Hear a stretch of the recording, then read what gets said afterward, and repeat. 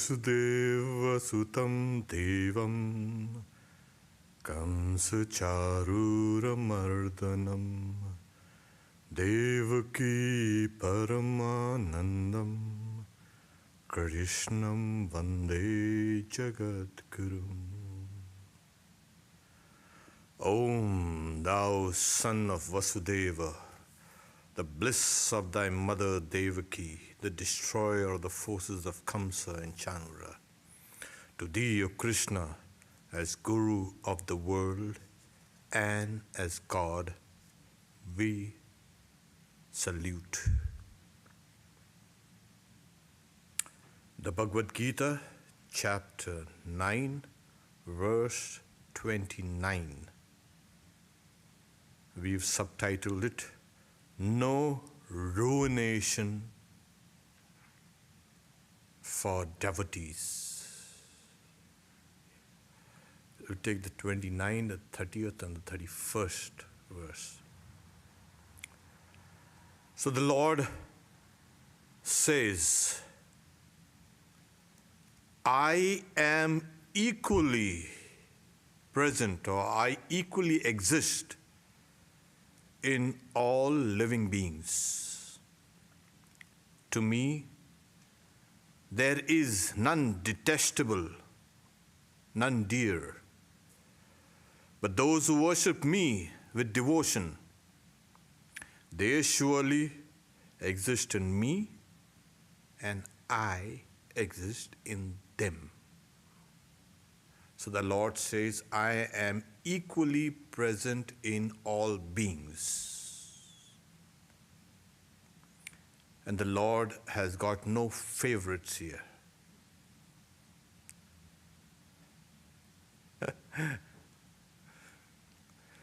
And that's why he says there's nothing, no one detestable or no one you can say dear to me. But, there's a big but here, as usual. But those who worship me with devotion, not with any ulterior motive, they exist in me and I exist in them. There it says, Samoham sarvabhuteshu yo na dveshti na priya ye bhajanti tumam bhaktya maite teshu chapyaham. Samoham sarvabhuteshu, and this is wonderful, na me dvesho asti. So let's put it like this. The Lord is present in all beings as existence, consciousness, bliss, Satchidananda. Because the very nature of everything is this Sat Chit Ananda, existence, consciousness, and bliss. Now, he's talking about all living beings. We tend to think that it's only human beings that God exists. Yeah. So the Lord dismisses this false notion of us that God only exists in us. Yeah. And when that same existence, consciousness, bliss is delimited by bodies, minds, senses, intellects, that same entity is called the inner controller, Antaryami. I think this is kind of clear. There is a general level of existence of God, and that same God existence is called the inner witness or the inner controller. Okay. Because all our activities depend on consciousness, depend on existence, and all our pursuits depend on bliss. So that same entity, delimited, it's like you have this room which has, what does it have? Everything. But you're missing one thing. It has space also here. And there's space outside also this room So what's the difference between that space outside and the space inside? Well, it has no difference at all, but it appears different because of these limitations. This is called limiting adjuncts. So this space appears limited. Now suppose we light an incense stick. So this space here inside is filled with that beautiful aroma. And that space outside, well, no. It has all the freeway down there. So anything coming in contact with space, but space itself does not come in contact with anything. So similarly, that same existence, consciousness, bliss appears to be delimited by bodies and minds and senses and egos and intellects and different types of species and bodies, of course. So this is how he says, I am equally present in all living beings. And to me, there is no one detestable or different or kind of to be rejected. So, here. So then he's saying, but those who worship me. Now, here, there's another level of, you can say, presence here. That's felt. Now, first is existence, consciousness, bliss. The second level is that same consciousness as delimited by the limiting adjuncts of particular bodies and minds. In that same delimited space within, there are some people who have worshipped God with their minds pure. That is, they have over the years dedicated their lives and their actions to God. And when this dedication of actions and thoughts and words to God, or reality, you can say that, is done, there is a purification of the mind. And as the mind gets pure, what happens? There rises what is called the purity of that mind. Now the purity of the mind is called sattva. That's light and luminous and knowledge and bliss. The mind itself has got this material, but it has been subsumed or covered by all this passion and this egotism and envy and hate and jealousy and all these things. So once the clouds part, the sun of sattva, the purity rises. Now in that pure mind, because this person has been worshipping that God, there arises in the mind something called, technically it's called Brahma Akara Chitta Vritti. The form of the Lord arises in the mind.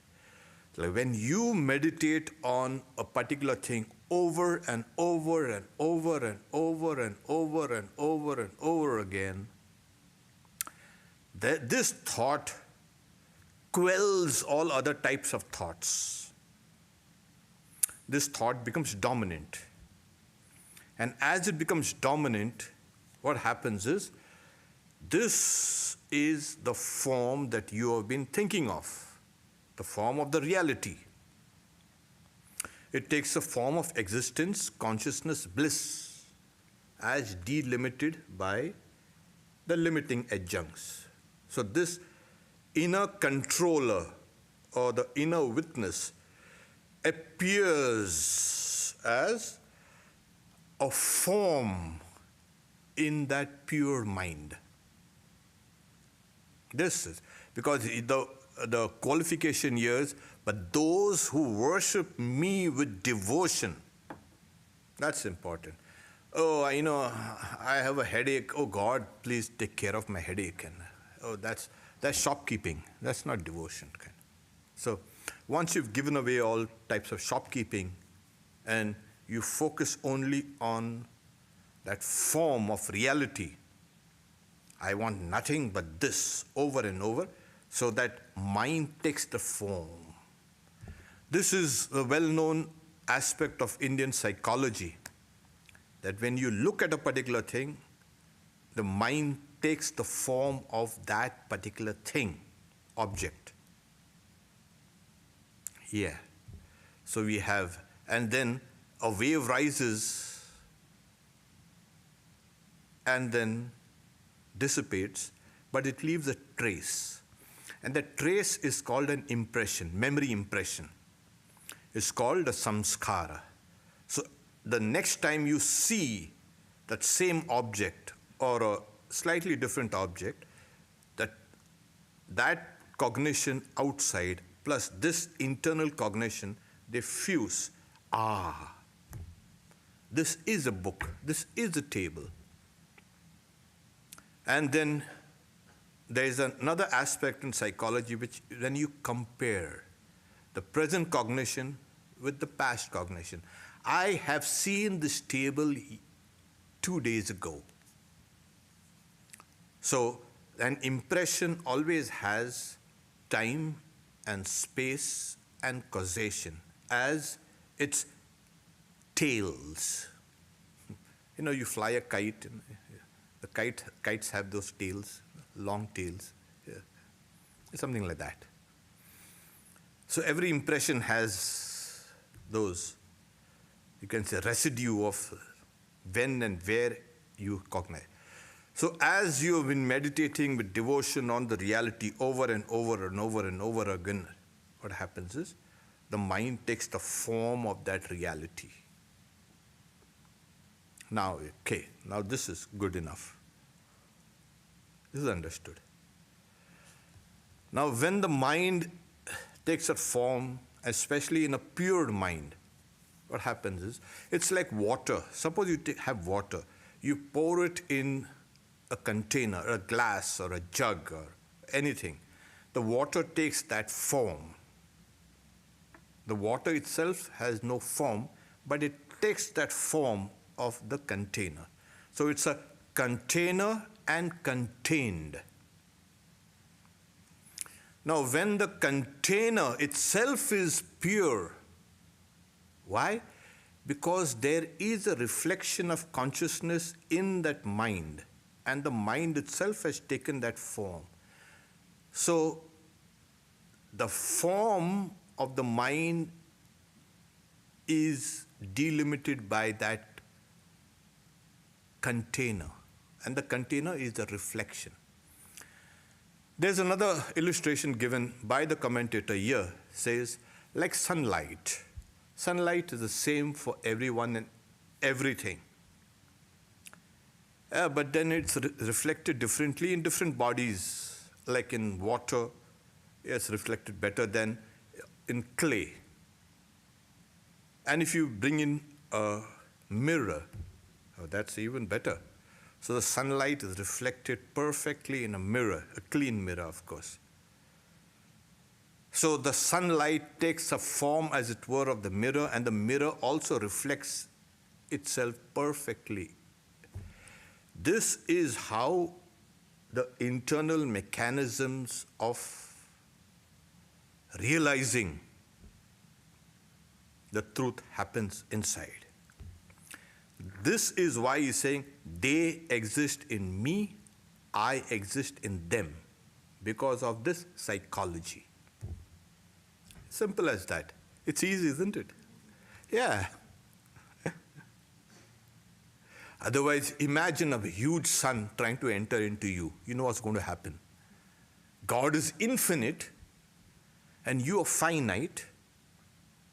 Yeah, but then that finite has already been inside as existence, consciousness, bliss.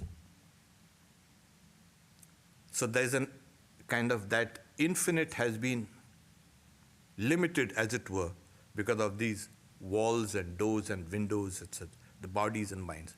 So in that space of consciousness, existence, bliss, this form of the reality takes place, arises.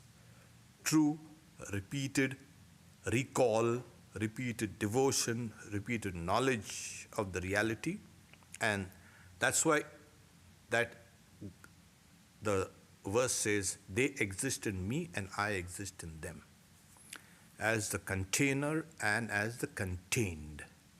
This is what is. Okay. Well, wonderful.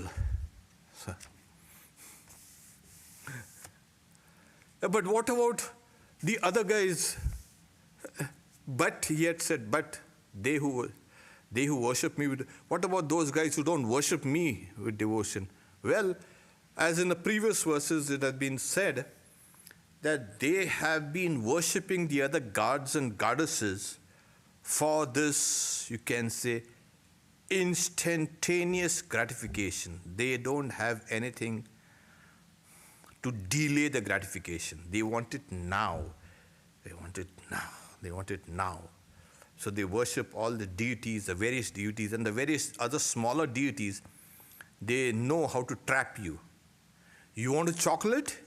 Here it's a chocolate. I've been thinking of a chocolate and I got a chocolate. So that God also knows, now I trapped him. Yeah, he's going to be my worshipper. But the Supreme Godhead will make you sweat. You want a chocolate? Sweat it out. Keep on praying for your chocolate for years and years and years, then I'll give you a little. That's why devotees say, we've been praying and worshipping for so many years, nothing's happening. Well, things are happening inside, don't worry. If you do it with that unselfish love for God, love for love's sake, that's important. As I had mentioned, Draupadi, that queen, great queen of India, she asked her husband, Yudhishthira, who was the most righteous king, who never swerved from dharma, saying, how come you, the most virtuous man and a king, have suffered so much in life? So he tells the queen, Draupadi, look at these Himalayas, my queen, he says. They do not give me anything, but it's my nature to love the grand, the sublime, the beautiful. So I worship God because of that grandeur, the sublimity, and the beauty. So that's my nature to worship this thing. So when it becomes your very nature, your very being, I'm going to worship that reality for the sake of the reality itself, then the Lord says, they exist in me, I exist in them. Because that love has become unselfish. There is no kind of bargaining there. And now the 30th verse. Even if a person of very bad conduct worships me with one-pointed devotion, the person is to be considered verily good, for the resolve is right. There. Now you see, every saint, you can say, has a past, and every sinner has a future. We say, yeah. And we are apt to condemn people, oh, that person is bad. Okay. But if that person resolves to worship God, that person's resolution is good and right, and everything that that person has ever done should be discarded. Yes. So he's saying, even if a person of very bad conduct worships me with one-pointed devotion, that's important. One-pointed devotion. The person is to be considered verily good, for he or she has resolved rightly. You know, In the previous verses, the Lord has said, Ananyas Chintayantu, one who thinks of the reality without break. That is one condition. All bondages are off for him, that person. There's another word that the Lord uses also, Ananya Cheta, that is when you are thinking of yourself as non-different from the reality. That is the way. Ananya Cheta Satatam Yomam Smarati Nityasah, that you've got to think of yourself as non-different from the reality. Well, this is the condition, of course. And it's not a bad condition. Because we've been shown the path, and then if you keep on crying about it, saying, first you're crying because you do not know where to look for, and then secondly, when you're shown, you still cry. What happened? There's no one to help me. Okay. So what do you do now? You need to put in that required effort. And as you put in that required effort, that very gracious form of reality will manifest itself to you. But if you're lazy, that is, if you're indolent, and if you're sleepy, and if you're jealous, and if you're spiteful, then you know what's wrong with you. So the Lord says, Apichet suduracharo bhajate mamananyabhak sadureva samantavya samyak vyavasito hisah. So that person, apiched, even if suduracharo, achara, that one whose conduct is bad, extremely poor. If that person, due to some grace of God or the one's own kind of disgust of what one's been doing all this time, because what happens is, as you keep on doing things that are not conducive to the health, mental health of yourself as well as the society, those bad deeds and thoughts and words, they are like demons. They come and they torture you and they kill you. They put their tridents here and there and everywhere. They torture you. Your own thoughts have become now torturous. Their own thoughts have become your own enemies. So when the person says, oh my God, what have I done all these years? Completely, I get cutting away myself from all these things. And the person cuts himself or herself from that, and then say, person now worships with one-point devotion, ananya bhak, with one-point devotion. Then he's saying, sadhureva, he or she should be considered a good person. Now, the monks are called sadhus. Okay, yeah. The feminine gender is sadhvi. Sad. One who is devoted to sad, truth, or existence is called sadhu. Okay. So the Lord uses that word, sadhur, eva, samanta. These people are considered to be sadhus, not just good. They are considered to be devoted to truth, to existence, or to reality. These are called sadhu. Otherwise, we just put on clothes and we put on all these kind of paraphernalia and we put all these marks and symbols and this and that and saying, I'm a great, you can say, sadhu, I'm great. No.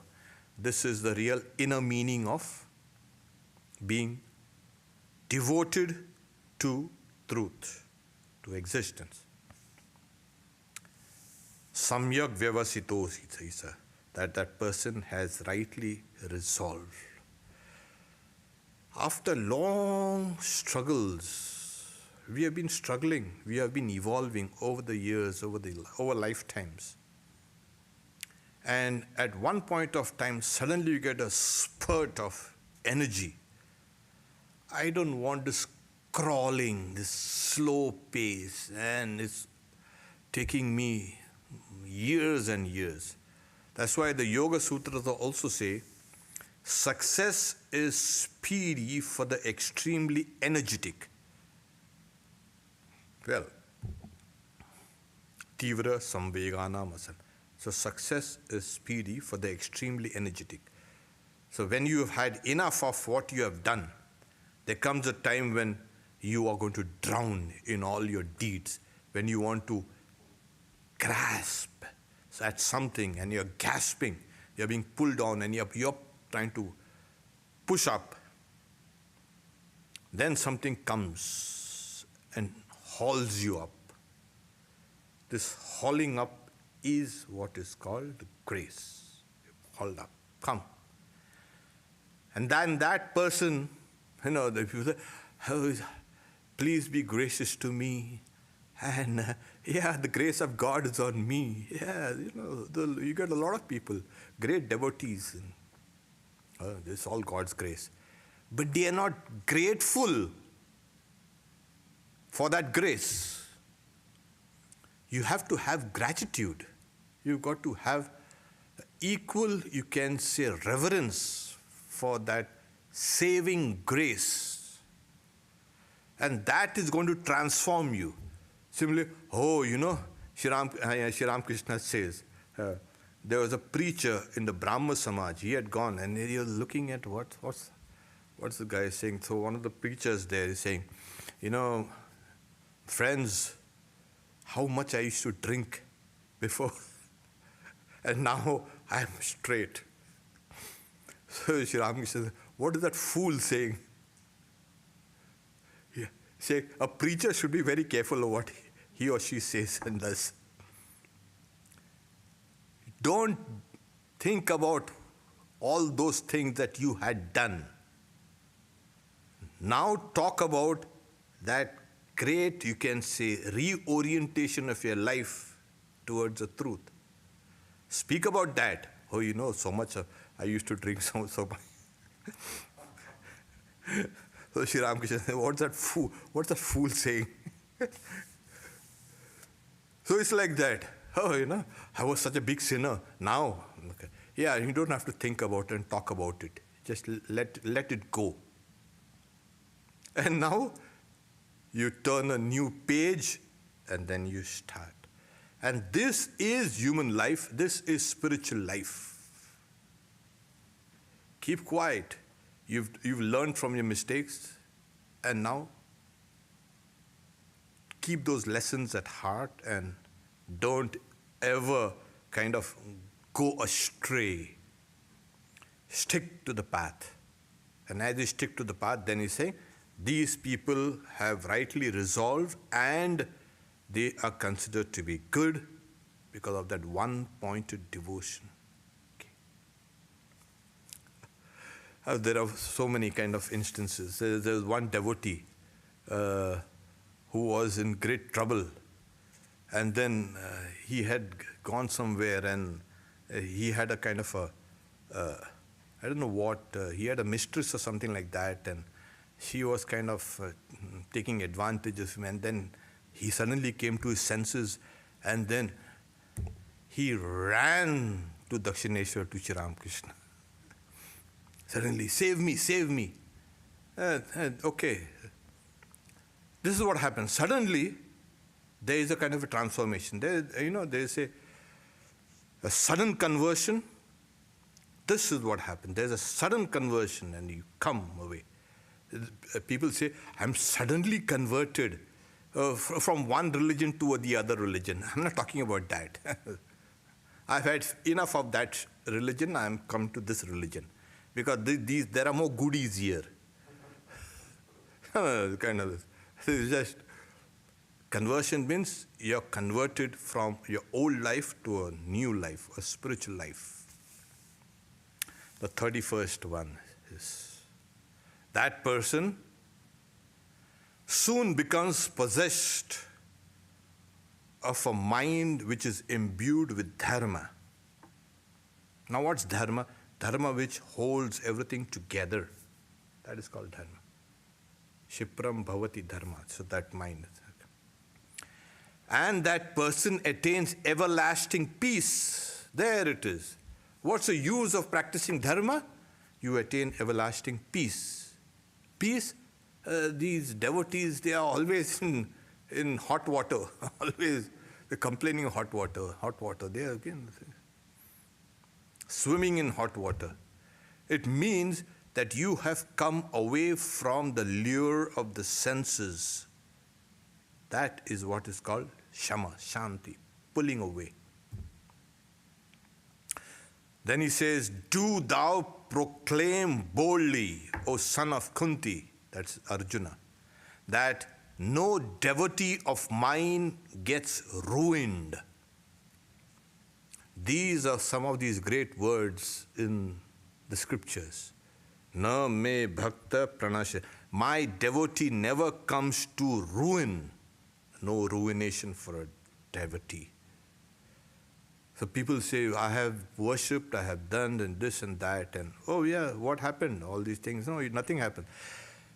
Nothing is lost. In the 6th chapter we have seen that he says, will all that person's devotion and yoga and everything, will it be rent like a cloud in strong winds? No. That person will attain that high status and then will be reborn in conducive conditions for yoga. So there the word Sri Krishna uses as Nahi kalyana krit kaschit durgatim tatagachit. Never is a doer of good ever coming to grief. If you have done something good, you will never come to grief. Nothing is lost.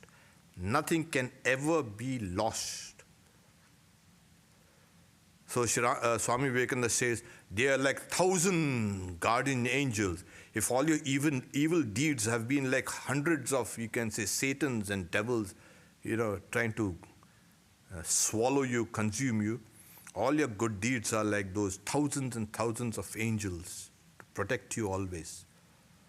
So never is a performer or doer of good ever coming to grief or ruination. Here the Lord again reassures us, never is my devotee ever coming to rack and ruin.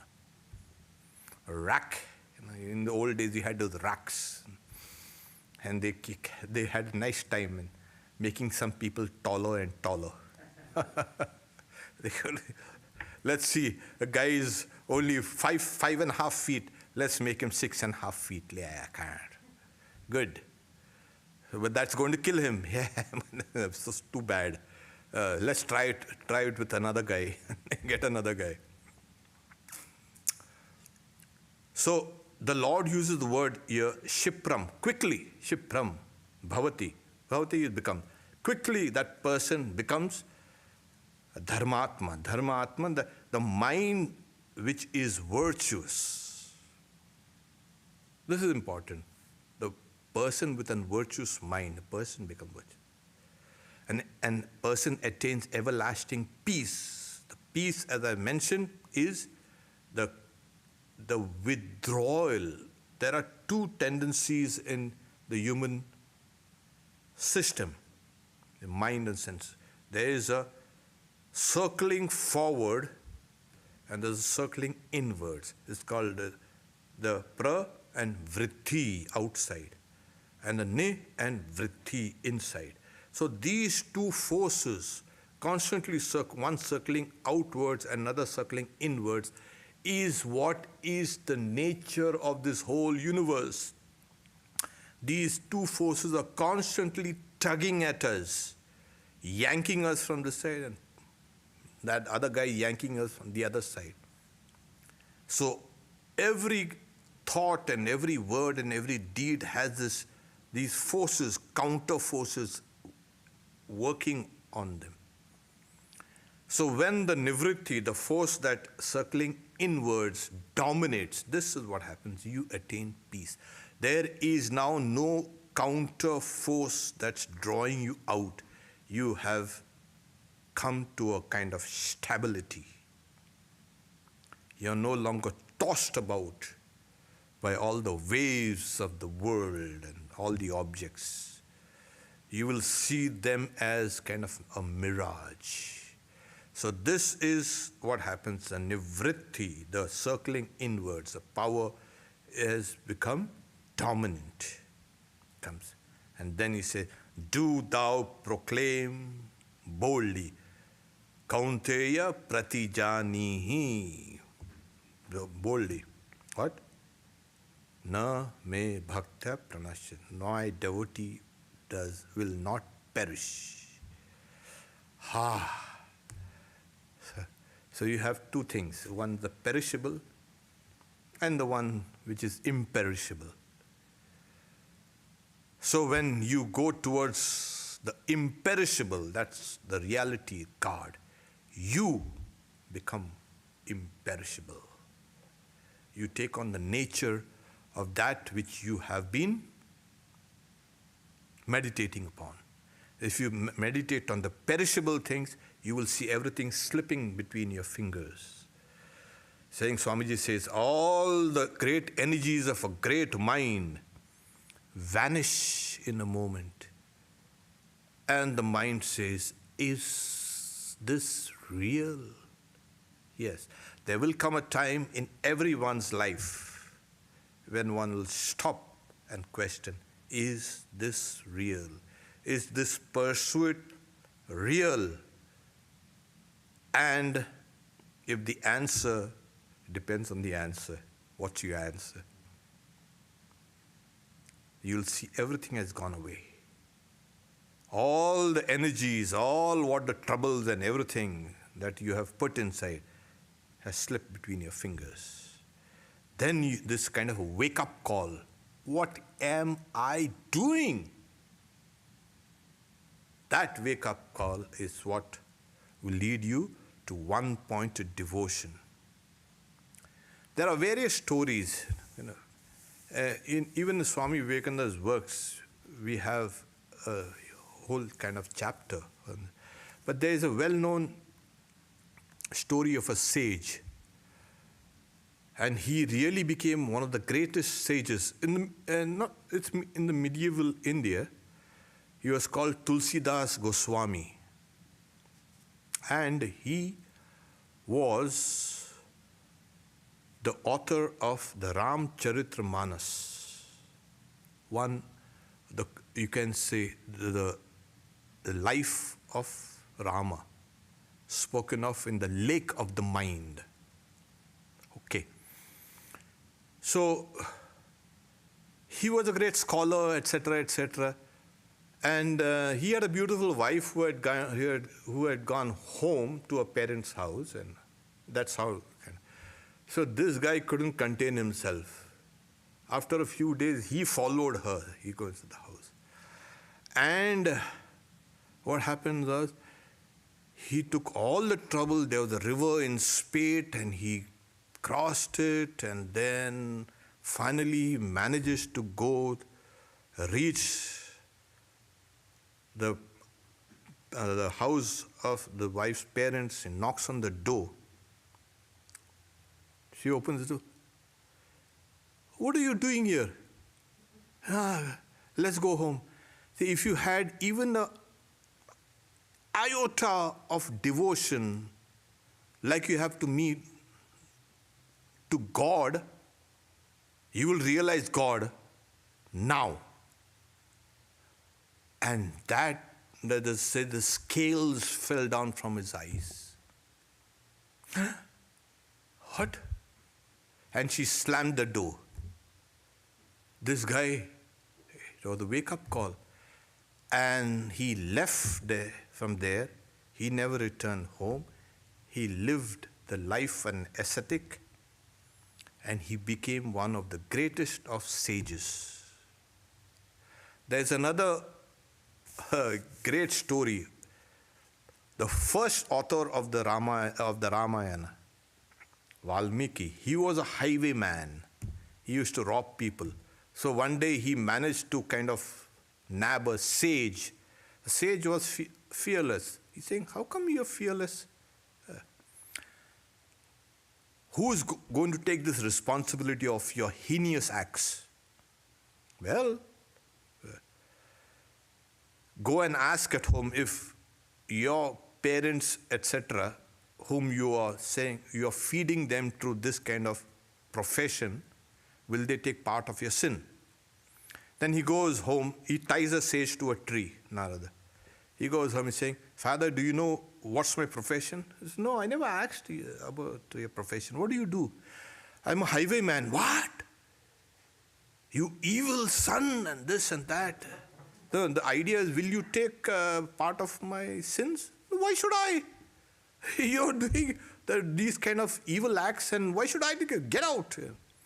I disown you. Then he asks his mother, his wife, and this and that. And then, my God, it's a wake-up call. He returns to the sage, unties him, saying, so the sage says, now what? Yeah, I have to take responsibility for myself and all these things that I've done. Well, now what's the way out? Then he gives him the mantra. And he was so evil that even this mantra wasn't kind of good enough to be repeated as it is prescribed.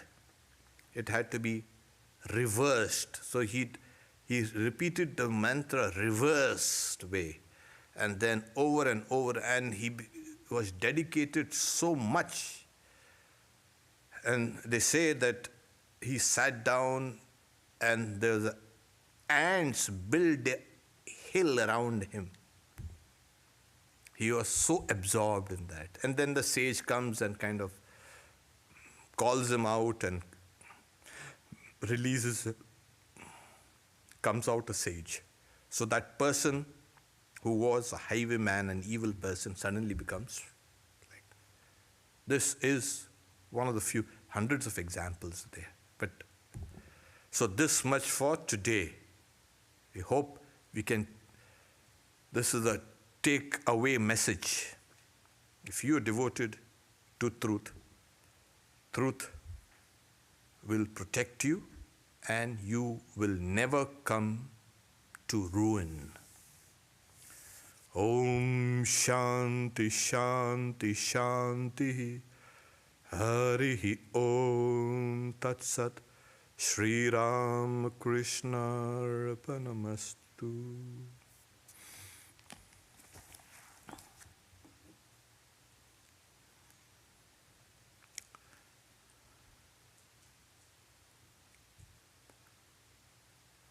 So we have, there. Sorry for that. Okay, what's the essence of the Bhagavad Gita? Shri Ramakrishna says, renunciation. Gita, tagi. Renunciation. Sacrifices. What is renunciation? You've got these guys, they will keep on preaching renunciation. Renounce the lower for the higher. It's always, human life has been one series of sacrifices towards higher and higher ideal. And if you want to rise to those high ideals, you have to give up the lower. So this is the essence of the Bhagavad Gita. Thank you, all these thank yous. Okay. What advice would you give someone trying to find their way? What way? There's no external. You keep on getting this right. And because most religions preach about the way and the this and that and outside, there is nothing outside. It's all inside. Go back inside. The path is inside. So,